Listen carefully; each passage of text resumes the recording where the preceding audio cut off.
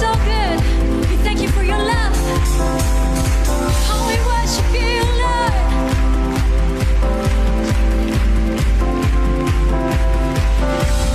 You shine a light into my night. You set my feet to dancing.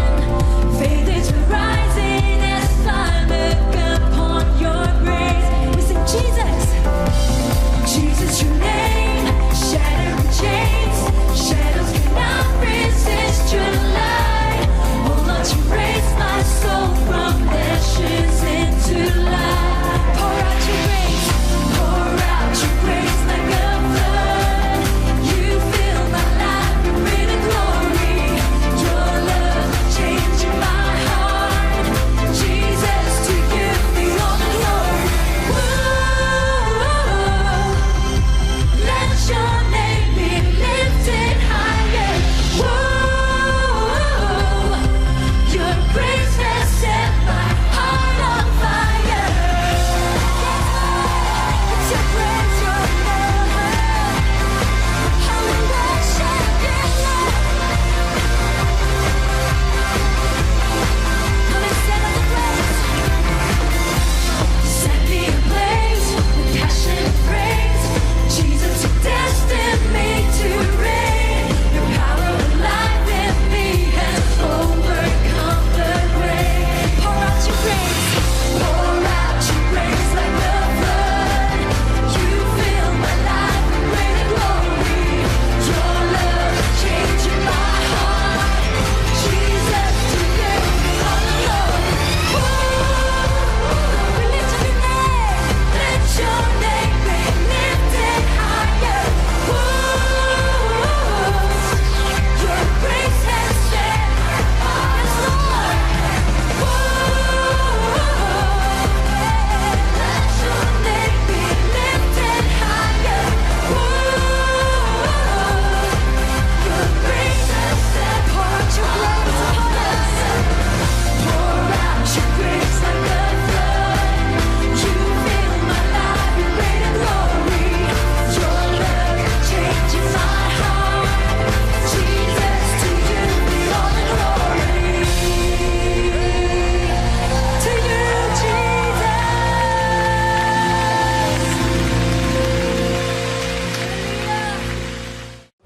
Come on. Put your hands in the air. Everybody go like this. Sing. Oh, my hope is in you, Lord. Come on, church, sing it out. In the saving power of your. Now wave your hands, go sing. Oh, my hope is in you, Lord. In the saving power of. Now go crazy with both hands. Go like this. Go. Hey, hey, hey. In the saving power of your blood, you're my righteousness. Yep. My deliverer. Yes, you are, Jesus. I am free and alive, 'cause you live in me. I will shout unto you, my King. You're my Jesus. In you I live. You're my righteousness, my deliverer. I am free and alive, 'cause you live in me. Lord, I will shout my praise unto you, my King. You're my Jesus. In you I live. You're my Jesus. In you I live. You're my Jesus. You're my Jesus. In you I live. Because Jesus who live, we live as well.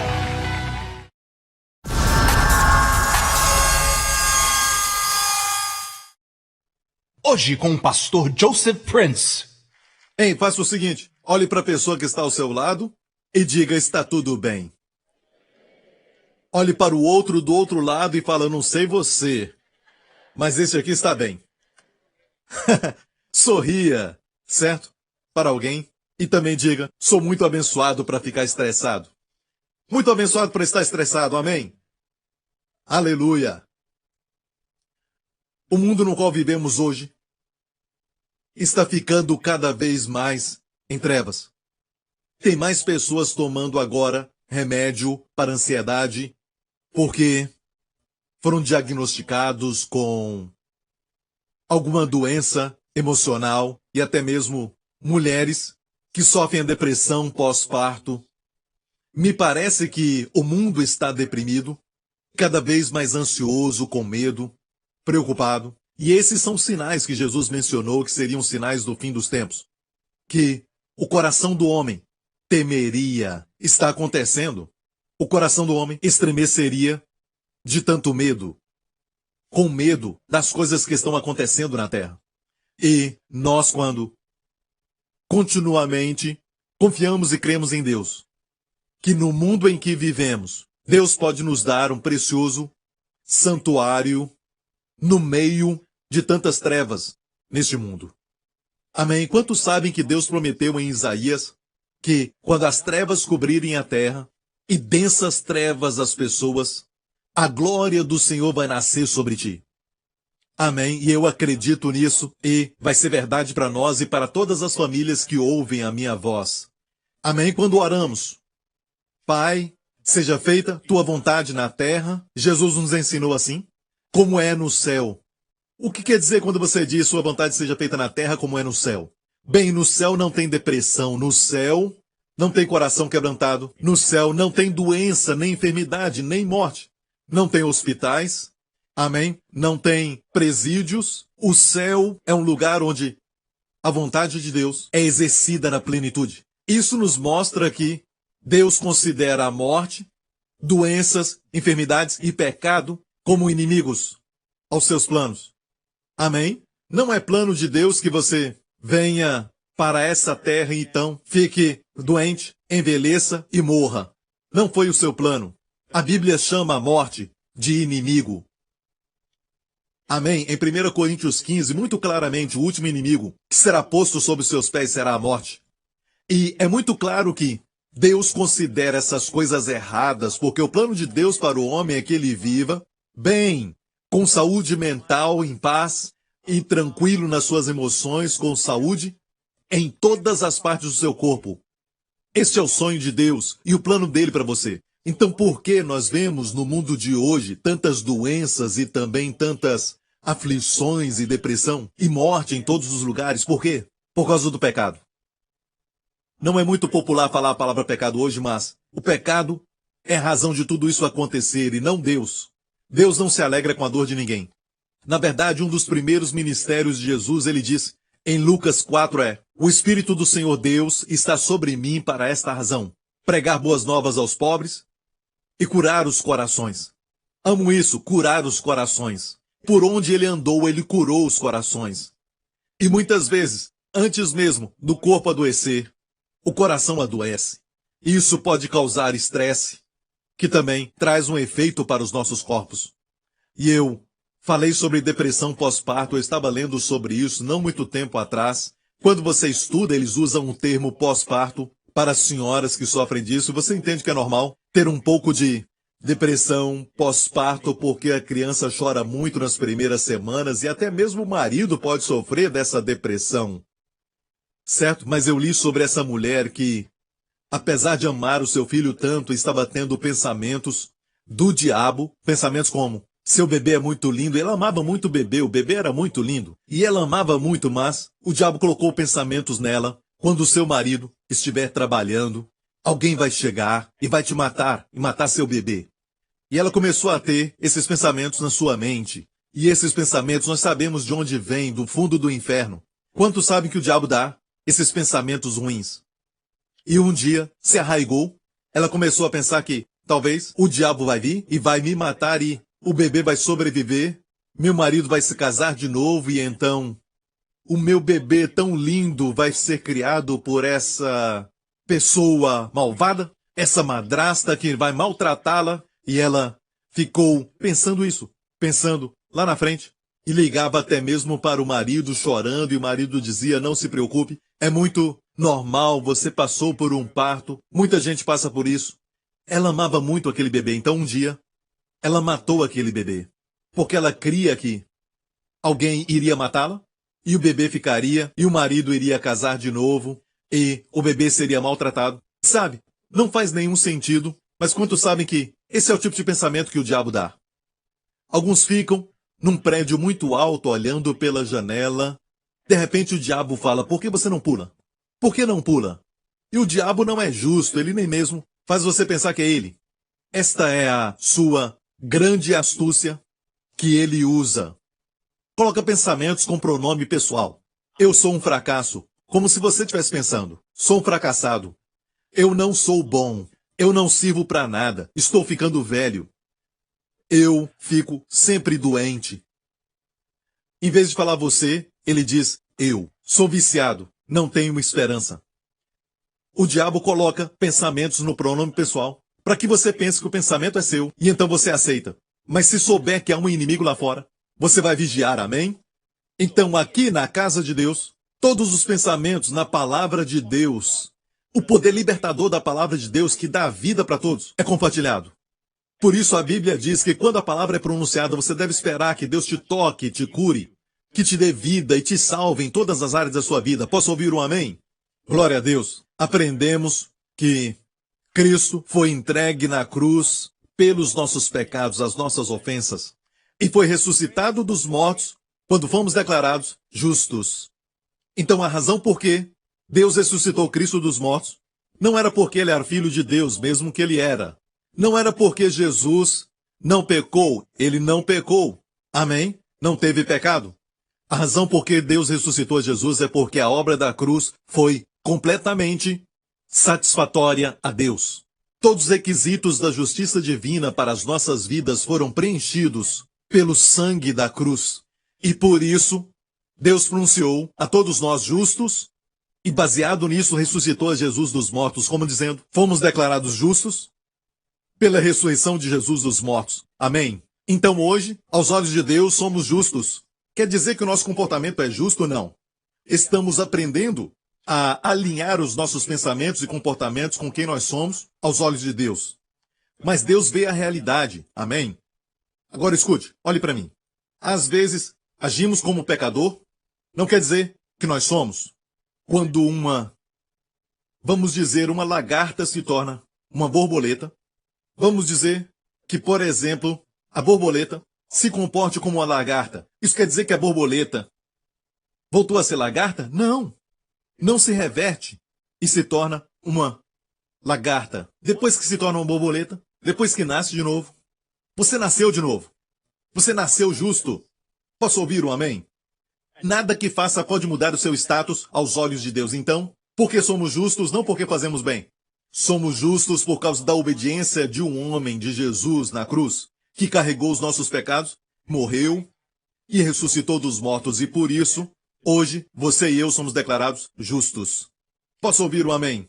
Então, muito antes do estresse e do medo entrar neste mundo, veio o pecado, lógico. Quando o homem pecou, quando Deus colocou o homem no jardim do Éden, que chamamos de paraíso, Deus deu a eles uma ordem. Alguns dias a minha esposa estava ensinando algo para o nosso filho, da sua Bíblia para crianças, e nós percebemos uma coisa, que na Bíblia da criança eles não falam sobre Deus dando a Adão e Eva liberdade para comer, porque a Bíblia diz, comam livremente de todas as árvores do jardim, e só existiam eles. Que generosidade de Deus, amém? Tudo o que quiserem comer, Deus disse, mas não comam daquela árvore, da árvore do conhecimento do mal e do bem. E se Deus deu livre-arbítrio ao homem, mas Deus o cercasse com tudo o que é bom, como ele escolheria? Se tudo o que tivesse fosse bom, não teria livre-arbítrio. Então Deus deu ao homem o direito de exercitar o livre-arbítrio como um ato de amor a Deus. Deus disse, de todas as árvores poderei comer livremente, mas desta árvore não comereis, porque no dia em que comeres certamente morrerás. Quem plantou aquela árvore? Deus. Mas Deus a colocou ali no meio de todas as árvores que ele poderia comer, como um exemplo de tudo o que ele podia fazer para demonstrar o seu amor a Deus. Mas você sabe da história o que aconteceu? O homem ouviu a Satanás e comeu do fruto daquela árvore. E o resultado foi morte. Sabemos disso. Mas a primeira reação antes de Adão morrer, e de fato a Bíblia diz que Adão tinha tanta vida nele que, mesmo tendo dito Deus que a alma que pecar morreria, ele morreu depois de centenas de anos, um pouco menos do que 1000 anos. Adão não foi o homem que viveu mais, o homem que viveu mais foi Matusalém. Certo? Adão chegou bem perto. Agora, olhando para a primeira reação, ele não morreu imediatamente. A primeira reação do seu pecado foi que ele escondeu. Fazemos isso nos escondendo atrás da profissão e também atrás de busca do prazer e também atrás de fazer muito dinheiro. E seja o que for, escondemos. Porque tem um vazio que temos dentro de nós, que é do tamanho do próprio Deus. E nos escondemos. Mas também há medo. O homem ficou com medo. E olha, muito bem, a primeira pergunta que Deus perguntou na Bíblia toda do Antigo Testamento foi: onde estás? Deus procurava o homem. A primeira pergunta no Novo Testamento é a resposta para a perdição humana. Onde nasceu o Rei dos Judeus? Amém? Jesus é a resposta para a perdição do homem. Quando o homem pecou, se escondeu de Deus, e Deus perguntou para ele: quem te disse que estavas nu? O homem se sentiu vulnerável. Se sentiu como ninguém se importasse com ele, quando Deus se importa tanto. Deus foi o primeiro a matar um animal para vestir o homem com a pele. Sangue foi derramado, sem derramamento de sangue não há remissão de pecados. Uma figura de Jesus sendo sacrificado na cruz, onde o seu sangue providenciou perdão eterno, redenção eterna para todos nós. E todos digam amém. Começando ali, o medo chegou, o estresse também. Então, quando eu estava lendo sobre a depressão pós-parto, também sobre deficiência imunológica, eu não estava lendo em algum livro cristão ou revista, mas sim de jornal médico. E uma das razões para a deficiência imunológica, como lúpus, onde o seu corpo começa a lutar contra o seu próprio tecido, contra suas próprias células, é o que chamo de deficiência imunológica. A pessoa tem essa deficiência, o corpo luta contra si mesmo. É uma doença onde o corpo luta contra si mesmo. Nem toda doença funciona assim, mas muitas sim. E os doutores até hoje estão perplexos porque isso acontece. Falam da dieta, uma dieta descontrolada, alguns dizem até mesmo o estresse que aconteceu. Estresse, ok? Eu achei isso interessante porque a medicina só pode dar essa explicação. Psicólogos vão além e dizem: bem, esse estresse é causado por um medo que você tem. Olha para essa foto aqui. Podemos ver o lado exterior daquilo que está acontecendo, aquilo que é palpável, aquilo que é evidente, para que todos possam ver a doença. Também vemos hábitos destrutivos, escassez financeira.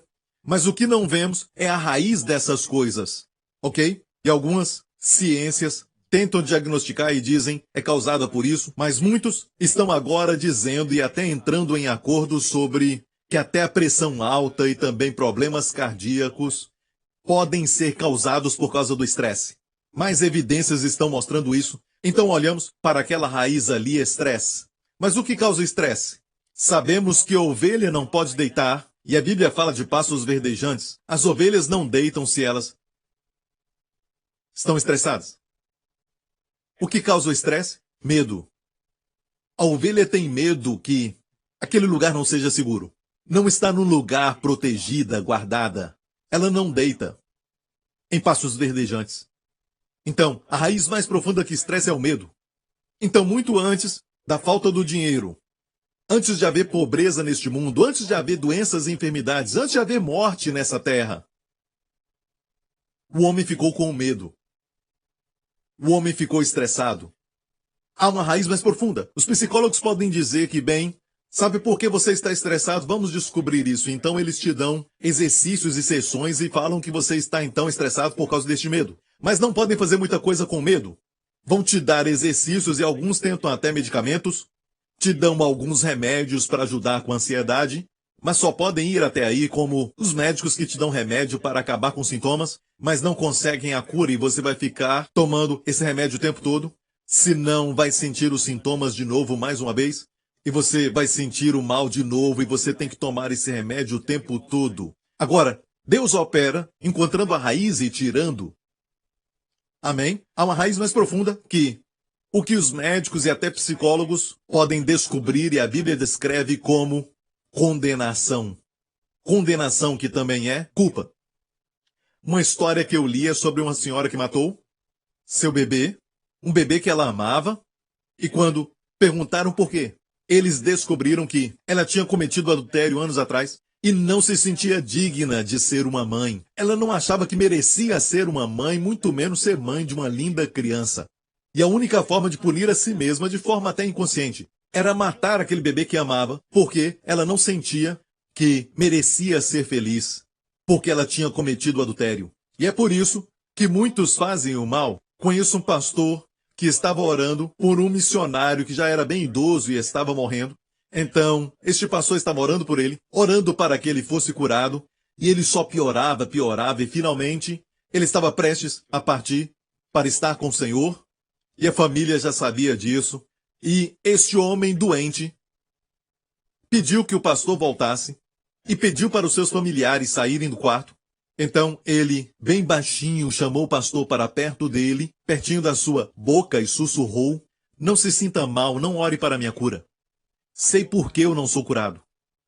Porque muitos anos atrás, a minha família não sabe disso, quando eu era bem jovem, eu cometi adultério. E eu sei o porquê essa enfermidade veio. Tão triste. Muitos anos se passaram, e ele ainda não tinha recebido o perdão de Deus. Por isso seu corpo produziu alguma coisa para se condenar, para se punir. Ficará surpreso em saber quantos jovens até aqui no Brasil estão se cortando, porque precisam sentir dor, eles precisam sentir dor, porque de alguma forma eles se culpam. Quando pais se divorciam, sabe quem se sente culpado? As crianças. Isso é um fato conhecido. Eles são muito novos para entender o que está acontecendo. É por isso, Deus está sempre procurando nos proteger das feridas emocionais, casamentos falidos, emoções feridas e uma vida ferida. Amém. Jesus cura o coração quebrantado. Amém. Então há condenação no coração. Tem condenação. Antes mesmo do estresse, antes de tudo, o que vemos são as coisas externas. Amém. Um casal pode estar brigando, certo? E depois que eles brigarem, a discussão termina e depois começam a discutir sobre aquilo que falaram. Falou da comida da minha mãe. Então, ela reage àquilo que ele falou e ele reage àquilo que ela falou. E isso a faz reagir àquilo que ele disse de novo. E ele fala outra coisa para ela. E ele reage ao que ela disse e ela reage ao que ele disse. Mas como começou a briga, nem se lembram. É como um incêndio que incendeia toda a floresta. Depois que a floresta queima, hectares e hectares de floresta queimada, tentam encontrar a causa, não encontram. Pode ter sido algo pequeno, mas muitas vezes o que causa discussão e brigas e tudo mais é a condenação. De alguma forma o marido sente que não consegue ser o provedor da sua família, ele se sente culpado de algo, mesmo amando as pessoas, ele desconta tudo nelas. Não está reagindo à esposa, mas está reagindo à condenação e à culpa que ele sente no seu coração. É por isso que o Evangelho é tão vital para que todos entendam que Jesus morreu pelos nossos pecados. Posso ouvir um amém? Algumas pessoas hoje desejam que pudessem pedir perdão aos pais, que agora já estão mortos. O pai não pode mais ouvir o seu pedido de perdão. Se amadureceram agora e queriam voltar o tempo para poder dizer algo ao pai, para dizer algo para a mamãe, que já morreu, mas não podem. Agora punem-se a si mesmos sem perceber. E te digo, amigo, a culpa vai destruir a paz no coração. A culpa vai trazer enfermidades para o seu corpo. Vai estragar até os relacionamentos. Amém. Por isso a Bíblia diz para os crentes que, portanto, no presente não há, portanto agora, não há nenhuma condenação para os que estão em Cristo Jesus. Por quê? É porque Deus mudou quanto ao pecado? Não, é porque Deus é Deus, um Deus santo. Mas é porque há 2000 anos atrás Jesus morreu na cruz pelos nossos pecados. Ele carregou o nosso julgamento. E porque Deus o puniu, a lei da dupla punição se aplica. O mesmo crime não pode ser julgado duas vezes. Uma vez no corpo da minha fiança e depois no meu corpo. Deus não pode nos punir pelos pecados pelos quais ele puniu Jesus, porque ele carregou os meus pecados. Posso ouvir um amém? Se Deus me punir, vai ser um grande erro um mau uso da justiça. Deus não pode fazer isso. Deus não pode te punir se você crê em Jesus Cristo, porque ele carregou seus pecados e foi Deus quem enviou seu filho para morrer por você. Por causa do amor de Deus por você. E quando Deus te aceita hoje, não está comprometendo a sua santidade. De fato, aceitando aquele que crê em Jesus é santidade, é justiça da parte de Deus. Deus é justo em te fazer justo. Amém. Se eu pregar assim, você crer nisso, você pode ir para casa. Vamos para casa, amém? Vamos encurtar o domingo, glória a Deus. Amém? Então, a condenação é tão real no coração das pessoas e por isso devemos pregar o evangelho verdadeiro de Jesus Cristo e ajudar as pessoas a entender que os seus pecados já foram pagos e parar de punir a si mesmo. Pare com isso. Às vezes os pais e os filhos ficam brigando e não conversam entre eles, às vezes por dias, e aquele pai realmente ama o filho. E se você olhar no coração daquele pai, ele realmente ama o seu filho. Mesmo assim, eles brigam o tempo todo e... Porque o que aconteceu pode ser que no coração daquele pai existe culpa sobre algo. E o pai está reagindo àquilo. E então, por isso, e é tão sutil que às vezes a pessoa não percebe. Vou falar de uma história agora na Bíblia que vai nos ajudar a ver alguma coisa. E é uma revelação que eu não falei antes, mas uma parte em especial é algo que eu conversei com os meus pastores em Israel quando estiveram ali comigo. Eu gosto de fazer perguntas e começamos a meditar na palavra de Deus, falar sobre a palavra de Deus. Eu não dou para eles a resposta. Eu gosto quando eles pensam e depois nós conversamos. E eu vou falar para você agora, de graça. Sem cobrar nada. Ok, vamos a Gênesis 18. Em Gênesis 18, vamos ver este texto que fala sobre quando Deus veio visitar a Abraão. Um pouco antes, alguns capítulos anteriores, Deus o havia declarado justo. Certa noite, Deus trouxe o nosso pai Abraão, a Bíblia fala que ele é o nosso pai, e Deus mostrou para ele as estrelas que estavam no céu. E no Oriente as estrelas brilham muito. É muito lindo. E elas têm uma aparência mais vivas e muito mais em quantidade e em abundância do que o nosso céu. No Oriente Médio, não tem nada para atrapalhar. Dá para ver muitas estrelas no céu à noite. E alguns aprenderam, os antigos, que o Evangelho está escrito nas estrelas. Isso não é astrologia. Astrologia não é de Deus. Astrologia é a perversão daquilo que Deus planejou. Antes das Sagradas Escrituras, Deus falou a história do Evangelho nas estrelas. Foi Adão que transmitiu até chegar no tempo de Abraão. Agora, na época de Moisés, a palavra então foi escrita em peles de animais. Mas antes disso, o Evangelho foi pregado nas estrelas. E é por isso que começa com virgem, a virgem e a criança. E começa a história do Evangelho. Deus o Pai enviou seu Filho por uma virgem para que o sangue, amém, fosse sem pecado. O seu sangue seria derramado para a remissão dos nossos pecados. E era sangue inocente. Amém? E sangue real.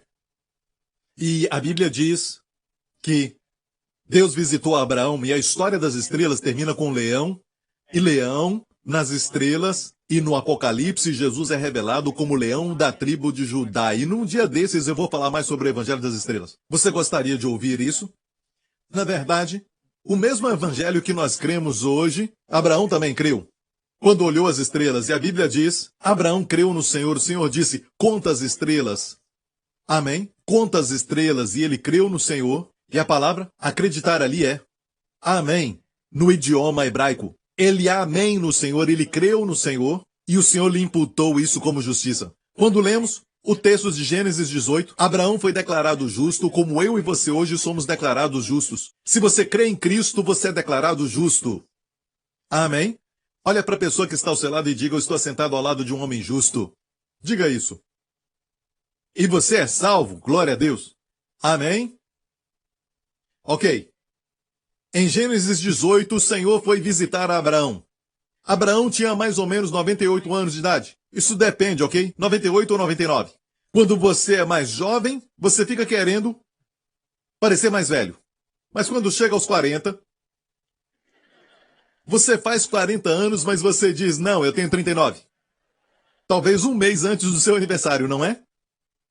É bem assim. Em Gênesis 18, o Senhor visitou a Abraão. E algo interessante aconteceu. Abraão correu Você me ouviu? Correu para o Senhor. A Bíblia diz em Isaías que os que confiam no Senhor renovarão suas forças. Subirão com asas como de águias. Não diz quem exercita muito. Exercitar é muito bom. Eu acredito em exercício, isso é muito bom. Mas os que confiam no Senhor, é o que você está fazendo hoje de manhã. Pode fazer isso em casa também. Pode fazer isso onde estiver. Esperar no Senhor. Gastar tempo com a palavra, escutar a palavra de Deus. Os que esperam no Senhor renovarão suas forças. Subirão com asas como de águias. Correrão e não se cansarão. Caminharão e não se afadigarão. Amém? E continua dizendo, até os jovens cansam e se desmaiam. Amém? O contexto diz assim, até os jovens cansam e desmaiam, mas os que esperam no Senhor renovam suas forças. Correrão e não se cansarão. Caminharão e não se afadigarão. Seja para conosco como a tua palavra, Senhor. Amém. Abraão, aos 99 anos de idade, correu para encontrar o Senhor. Ele estava em Manre e correu para encontrar o Senhor. O Senhor estava com 2 anjos. Eles se assentaram e comeram. Que figura bem doméstica.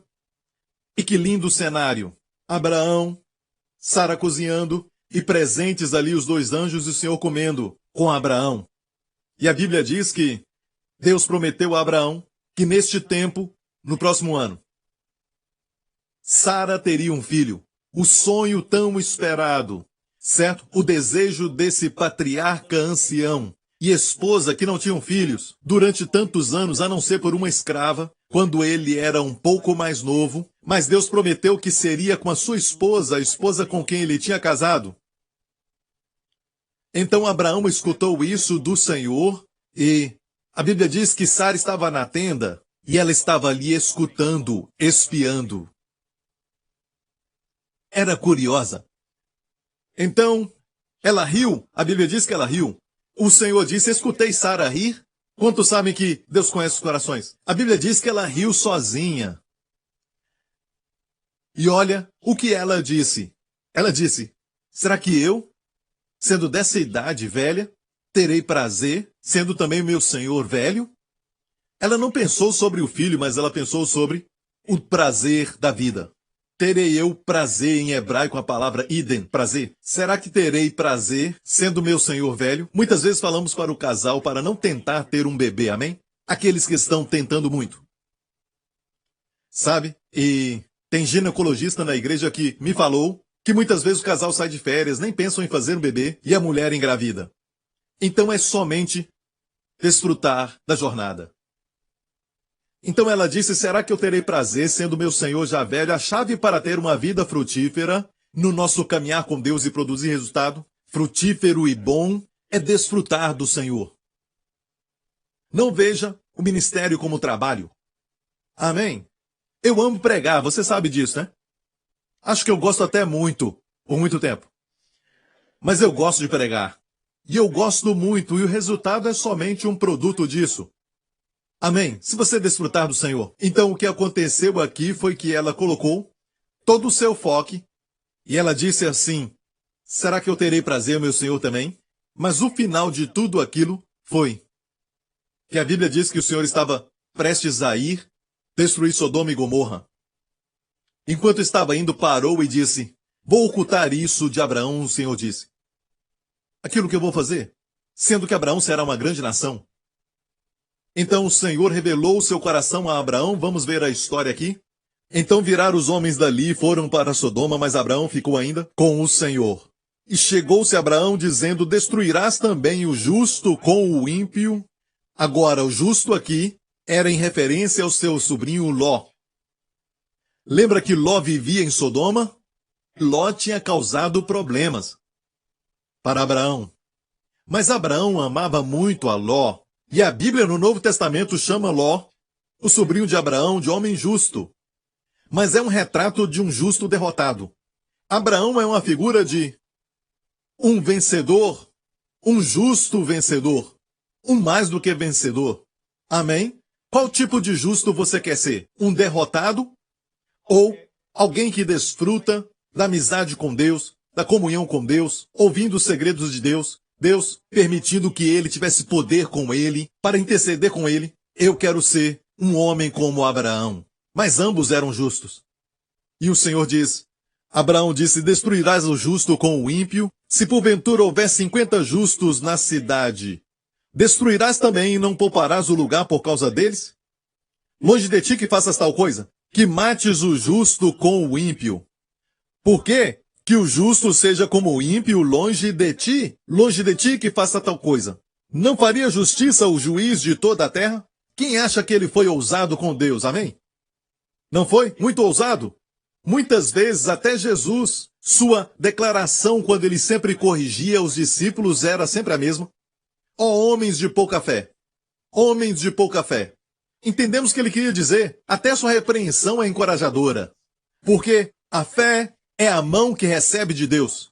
Amor é a mão que dá. Amém? Então quando ele diz, homens de pequena fé, é como se dissesse, eu tenho tanto, por que recebem tão pouco? Eu sou tão capaz, tenho tanta habilidade, por que você me pede coisa tão pequena? Amém? Ei, por que recebe tão pouco? Assim os repreendia. Ele nunca, em nenhum momento, disse para os discípulos, uau, por que vocês pedem tanto? Ei, conheço os seus limites. Ele nunca, em nenhum momento, os repreendeu por pedir muito, mas porque pediam pouco. A Bíblia diz, não tendes porque não pedis. Como, por exemplo, os discípulos estavam no barco, quando Jesus andou sobre as águas na direção deles. Quem foi que andou sobre as águas? Dos 12. Pedro, certo? Ou com sotaque inglês, Peter. Pedro andou sobre as águas. Mas por que Pedro andou sobre as águas? Por quê? Ele foi o único que pediu. Senhor, se é você, me dá a ordem. Ele sabia que não podia andar sobre as águas. O Senhor tinha que dar a ordem. Então me dá a ordem. Se der a palavra, o poder virá. Amém? Por que os outros não andaram sobre a água? Porque não pediram. Não tendes porque não pedis. Amém? Então se você vê alguma pessoa da sua idade morrendo com alguma enfermidade, você não quer que aconteça isso. Não deixe o medo no coração. Diga ao Senhor. Senhor, tu prometeste 1000 cairão ao teu lado e 10.000 à direita, e tudo isso que está na palavra, mas eu quero pedir para mim. O Senhor não vai dizer, por que você pediu tanto?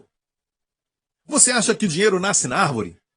Essa não é a voz de Deus, essa é a voz do seu avô, do seu bisavô, então a voz do seu pai ou da sua mãe, que tem boas intenções, mas vivem neste mundo com a economia tão frágil. A lei da economia está baseada na escassez de quê? Escassez de recursos. Recursos escassos. Vivemos neste mundo de escassez. Ou pelo menos a mentalidade é essa, mas não tem escassez no mundo, tem muita abundância e tem muita gente juntando, segurando, mas não há escassez. Amém? No mundo de Deus não há escassez. Deus é tão pleno e é como se os armazéns fossem tão cheios e tem poucas pessoas que estão pedindo. Amém? Não precisa ter inveja da pessoa que prospera, porque Deus não está fazendo aquela pessoa prosperar às suas custas. Deus não tem que tirar do A para dar para o B, e tirar do C e dar para o A. Deus é capaz de te abençoar e abençoar o seu inimigo e abençoar o seu vizinho. Todos ficarão felizes. Amém? Se você está com medo no seu coração e você precisa conversar com o Senhor, diga assim, Senhor, eu gostaria de viver mais, se você quer viver mais. Amém? Alguns não querem viver muito. Conheci pessoas assim. Amém? Mas se você se preocupa com isso, diga ao Senhor, eu não quero morrer muito jovem, Senhor. Se eu estou fazendo alguma coisa errada, me ajuda, Senhor, a não morrer jovem. Quero viver muito. Você já orou assim? Senhor, eu não quero envelhecer e perder a minha mente. Se tem medo, diga ao Senhor. Amém? Talvez algum parente teve alguma doença e você fica com medo no seu coração, mas não faça isso. Diga ao Senhor para não sofrer com isso. Então deixe-me falar isso. Você pode falar ao Senhor. O problema é que nós não pedimos muito. Sabe o que é isso? Oração. Amém? Não se esqueça deste princípio, não tendes porque não pedis. No livro de Tiago. Então peça algo grande, não peça somente por um trabalho. Peça uma profissão. Amém? Vocês se Lembram aqui, os líderes lembram, que em Singapura não tem muita propriedade, não tem como encontrar muita terra, especialmente para a igreja. E eu disse, vamos esquecer de tudo que é natural, tudo que está na razão e tudo que é lógico. Estamos presos ao sistema do mundo, sim, mas temos um Deus que sabe de todas as coisas.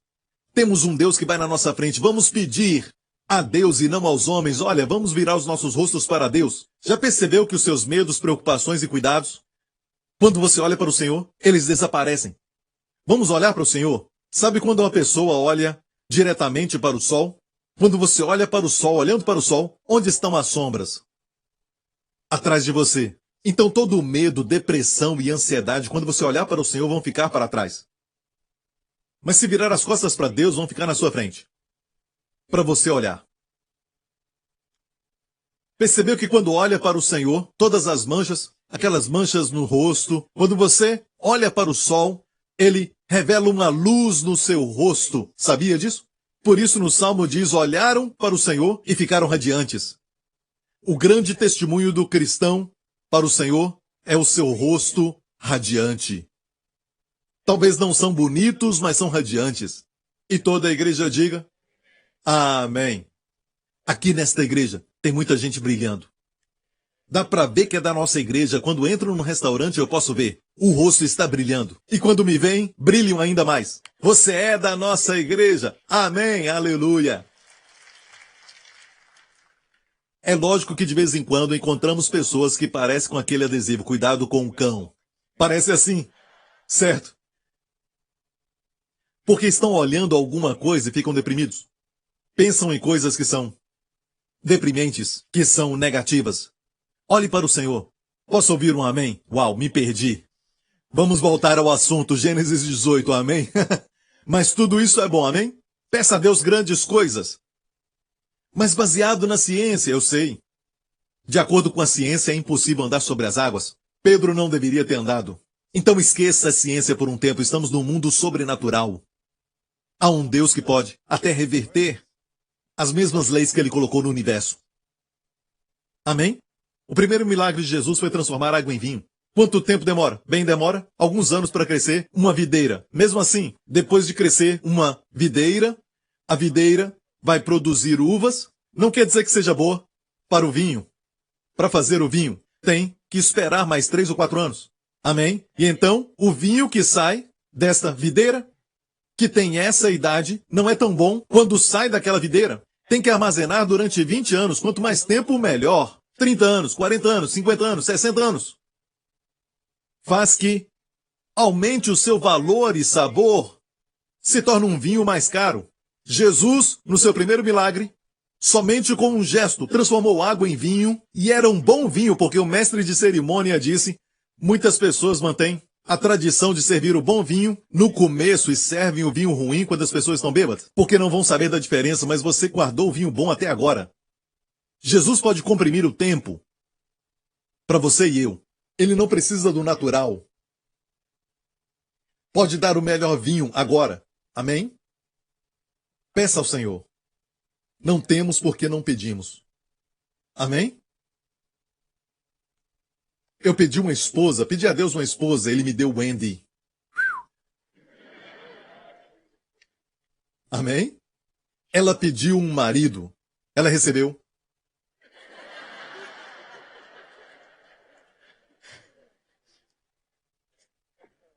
Seja humilde, hein? Ok, glória a Deus. Gênesis 18.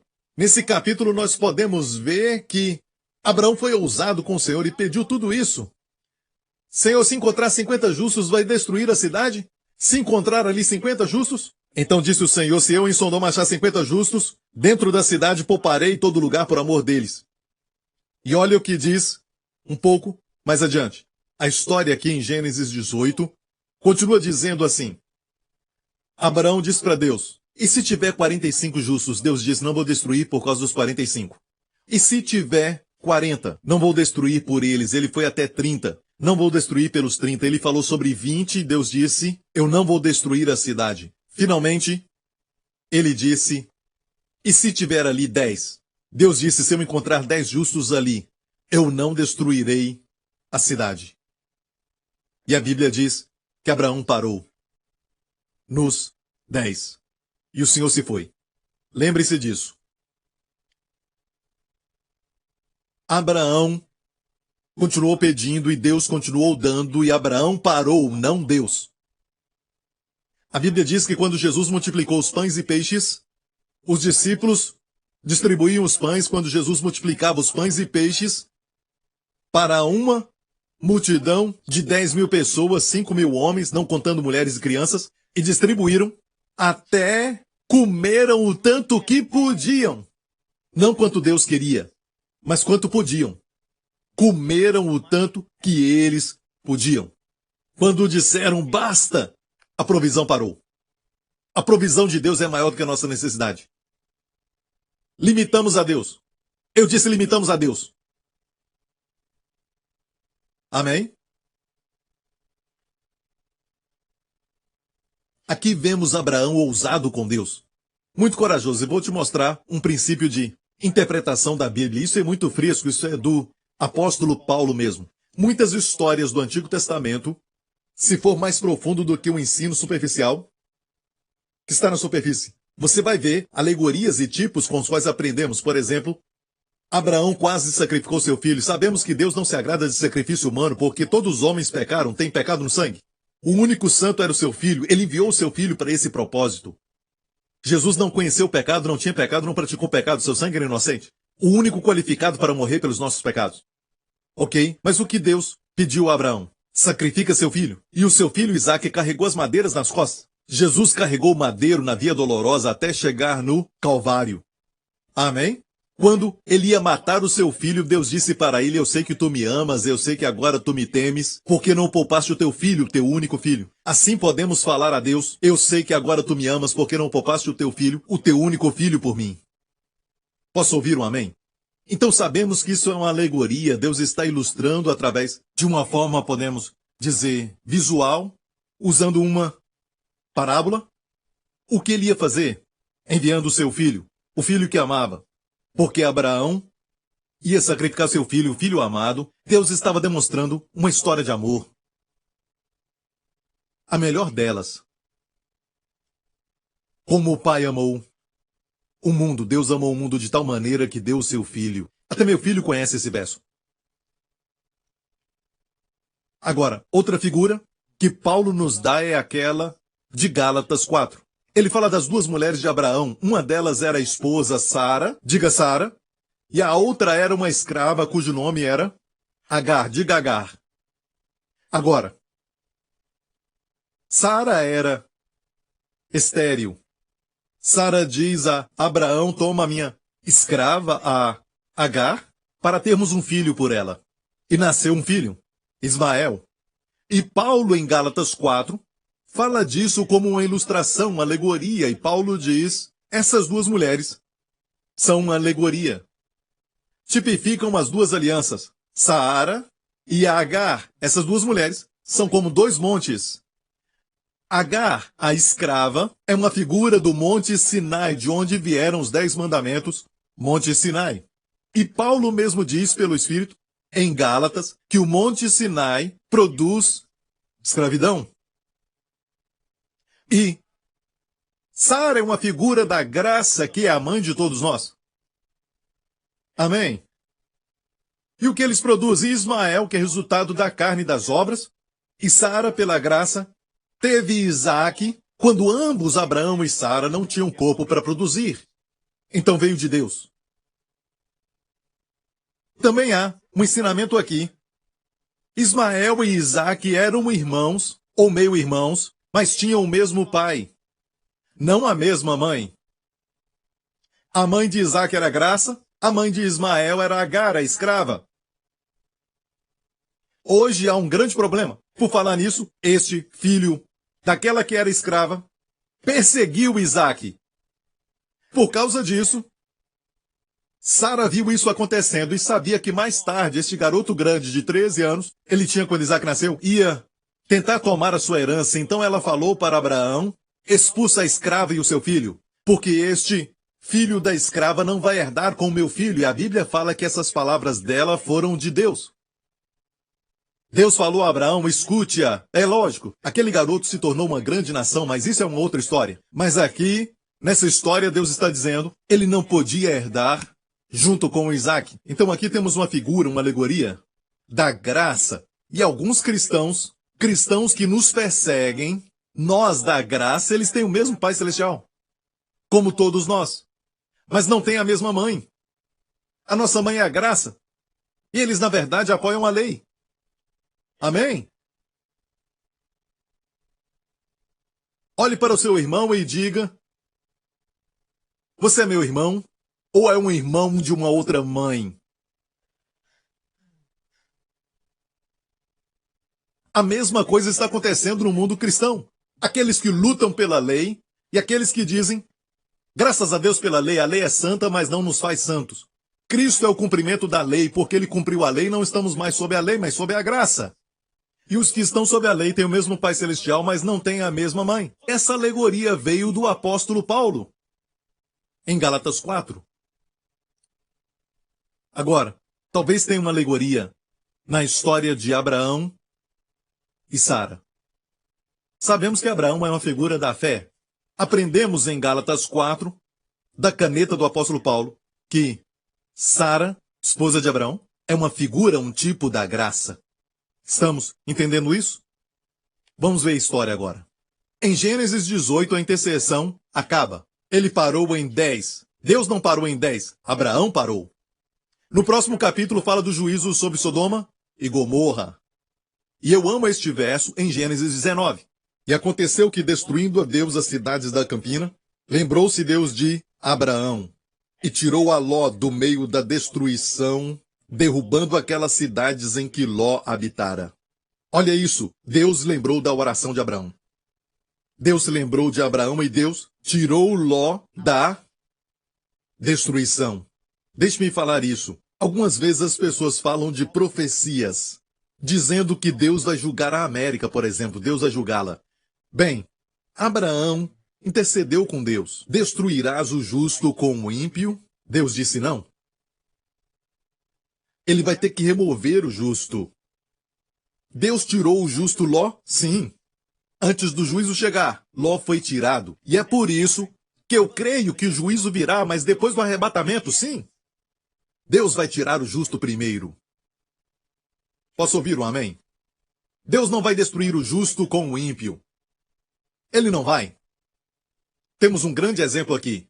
Amém. E aqui está Gênesis 19, juízo de Sodoma e Gomorra. Agora vamos a Gênesis 20. Vamos agora para Gênesis 20. E partiu Abraão dali para a terra do sul, e habitou entre Cádiz e Sur, e peregrinou em Gerar. Lembre-se dessas palavras, Cádiz e Sur. Ainda existe em Israel hoje Gerar também. E olha bem, vocês lembram do resgate do helicóptero que aconteceu? Foi perto de Gerar, Beceba, não é muito longe. E peregrinou em Gerar, e havendo Abraão dito de Sara, sua mulher, é minha irmã. É uma mentira, não é? Eu perguntei, é uma mentira? Sara era sua mulher, não irmã. Tecnicamente, eram parentes. Ela era da família dele. Isso é verdade, mas deixe-me falar isso, ok?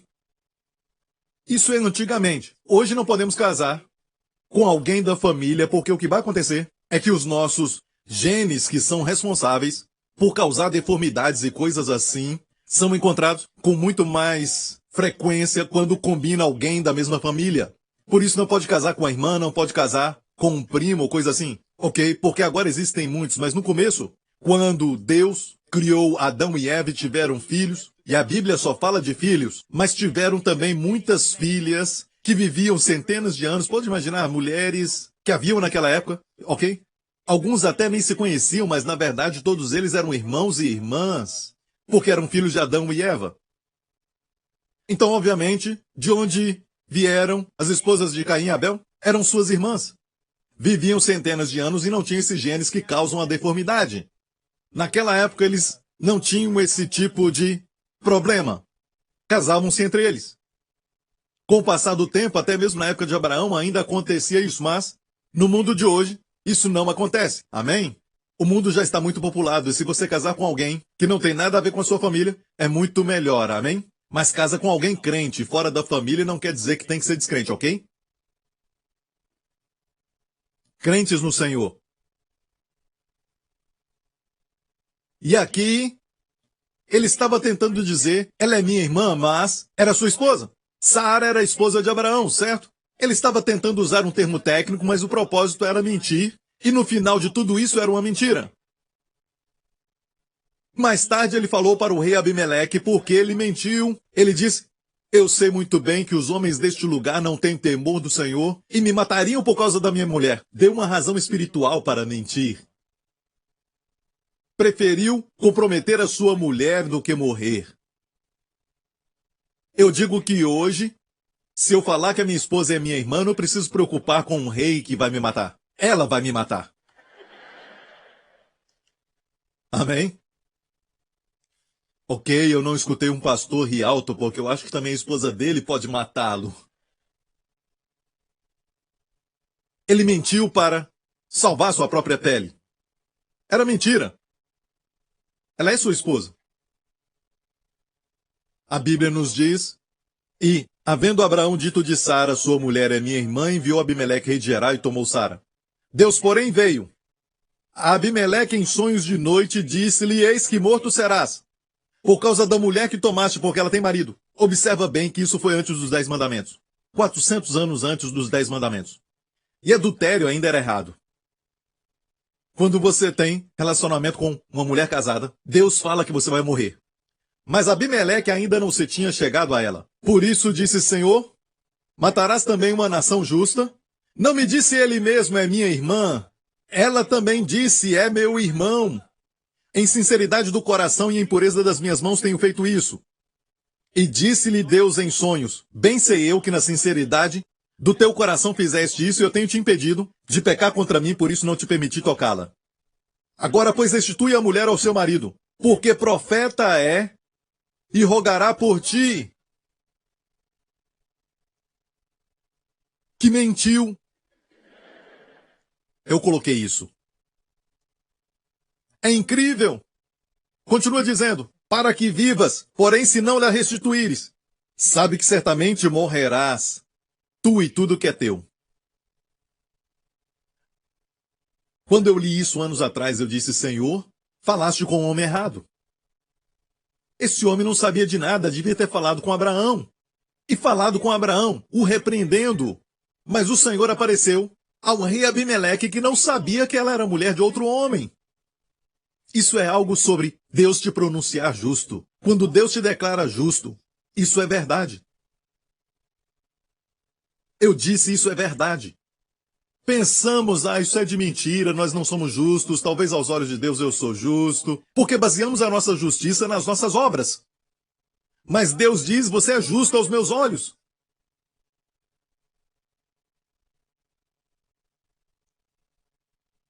Deus estava protegendo Abraão e Sara. E a semente? Não sabemos se ela já estava grávida aqui. Talvez protegendo a semente. Deus disse, restitui a mulher ao marido, senão você vai morrer. Você e seu povo. Vamos ler? Então tomou Abimeleque ovelhas e vacas e servos e serva e os deu a Abraão. E restituiu-lhe Sara, sua mulher. E disse a Abimeleque, eis que a minha terra está diante da tua face, habita onde for bom os teus olhos. E a Sara disse, vês que tenho dado ao teu irmão 1000 moedas de prata, eis que ele te seja por véu dos olhos para com todos os que contigo estão, e até para com todos os outros, e estás advertida.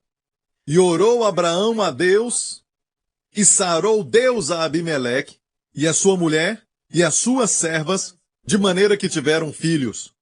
Porque, olha isso, próximo verso, porque o Senhor havia fechado totalmente todas as madres da casa de Abimeleque, por causa de Sara, mulher de Abraão. Volta no verso 7. Tem tantas coisas nessa passagem que eu quero falar sobre ela. Anota tudo isso aí, porque aqui temos 3 primeiras menções somente neste capítulo.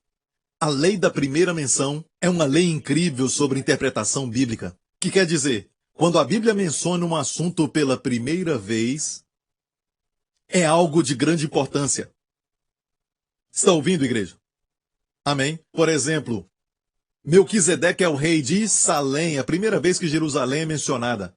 Está associada a Melquisedeque. Rei após rei tem reinado em Jerusalém, mas nenhum deles permaneceu, nenhum deles com vitória contínua, mas um rei virá e o nome dele é Melquisedeque. Ou melhor, um sumo sacerdote na ordem de Melquisedeque, um rei sacerdote, que é o Senhor Jesus Cristo. Ele vai reinar em Jerusalém. Por isso os noticiários nesses últimos dias falam sobre Jerusalém. E a primeira menção sobre Jerusalém nos fala de um rei sacerdote. Jesus vai reinar, finalmente, em Jerusalém. Então, quando um assunto é mencionado pela primeira vez na Bíblia, é algo importante. Nos ajuda a interpretar quando essa palavra aparece nas outras partes da Bíblia. Então aqui temos 3 primeiras menções, neste capítulo somente. A primeira delas é um profeta. Verso 7 é um profeta. A palavra profeta não está falando sobre prever um evento vindouro. Não está falando de previsão, mas sim como um porta-voz de Deus. Um profeta é um porta-voz de Deus. A primeira vez que fala de profeta. E um profeta que mentiu. Um profeta, então, não é perfeito. Quando você fala por Deus, você não é perfeito. Quantos sabem que somos boca de Deus? Falamos do Senhor para os nossos colegas, amigos de escola, parentes e amigos, certo? Falamos do Senhor. Você é porta-voz de Deus.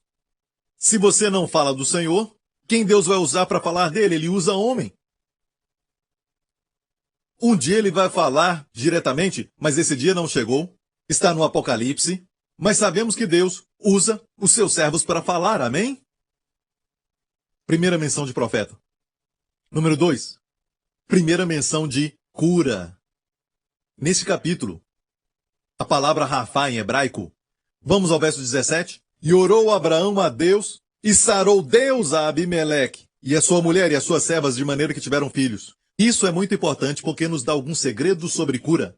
A primeira menção de cura na Bíblia, olha para mim, fala de um homem que era porta-voz de Deus, um crente, que não estava se comportando muito bem, certo? Não era perfeito. Você pode orar pelo enfermo, se você não é perfeito. Agora, aos olhos de Deus, você é justo. Ok? Mas o seu comportamento mostra que você está aprendendo a viver da forma que Deus fala que você é. Essa é a nossa missão, certo? Amém? Mas você pode orar pelo enfermo? E Deus vai te responder. Aqui está um exemplo. A primeira menção de cura nos mostra um homem que não estava se comportando bem, orando por alguém que não estava se comportando bem. Rei Abimeleque. Um homem imperfeito orando por outro imperfeito. E ele foi curado. A primeira menção de cura nos ensina que a oração é feita por pessoas que não são perfeitas. Alguns pensam que quando eu oro pelo enfermo, eu sou um homem perfeito. Ouvi um pastor dizer, se você não está limpo, não ore por ninguém que está enfermo. Sabe de uma coisa? Se isso é verdade, a mensagem que nós estamos entregando é essa, ninguém pode orar por ninguém. Não, amigo. Podemos orar pelo enfermo. Sim, aos olhos de Deus, todos nós somos justos, mas o comportamento? Abraão mentiu. Ainda assim, Deus o usou para orar. Pela cura, e aconteceu. Deus curou Abimeleque.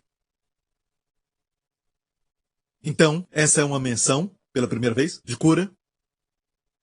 Número 3. A palavra orar é mencionada pela primeira vez neste capítulo. Abraão orou. Olha o verso 7. Porque profeta é e rogará por ti. Rogará por ti. Oração é mencionada pela primeira vez na Bíblia. Uau! E foi feita por uma pessoa imperfeita. Alguém imperfeito orou para um Deus que é perfeito, que responde perfeitamente, por alguém que também não é perfeito. Então é feita por pessoas que são imperfeitas, para um Deus perfeito, por pessoas imperfeitas. E a resposta é perfeita. Então isso coloca por terra de uma vez aquela ideia de que tem que ser perfeito para orar a Deus. É como dizer isso. Você tem que se limpar antes de tomar banho. Como assim? Tem que se limpar antes de tomar banho. Não entre na água até você saber nadar.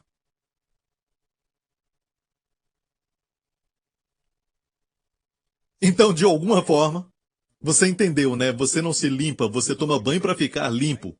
Você vem a Jesus, ele é um banho. Venha a Jesus como você está, com toda a sujeira, e Ele vai te limpar.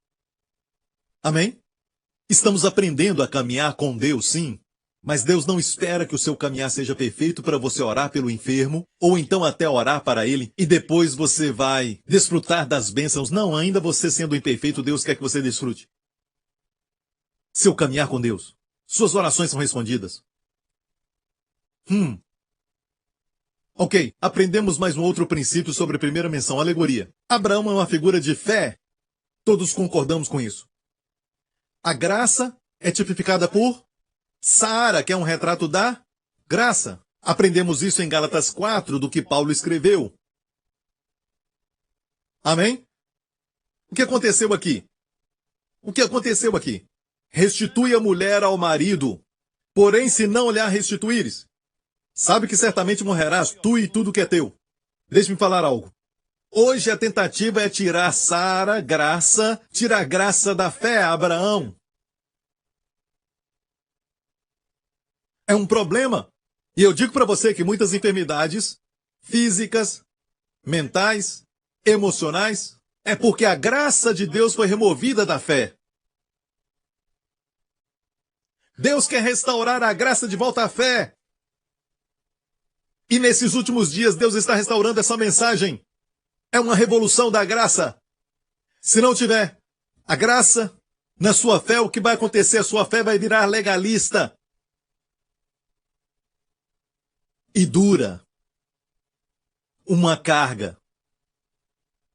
Mas aqui temos uma figura de um homem que orou e foi respondida a sua oração, mesmo ele não sendo perfeito. Por quê? A graça. Amém. Obrigado por sintonizar no programa de hoje. Esperamos que tenha sido uma bênção para a sua vida. Para mais informações sobre o programa da Igreja New Creation, acesse o site ncctv.org.sg.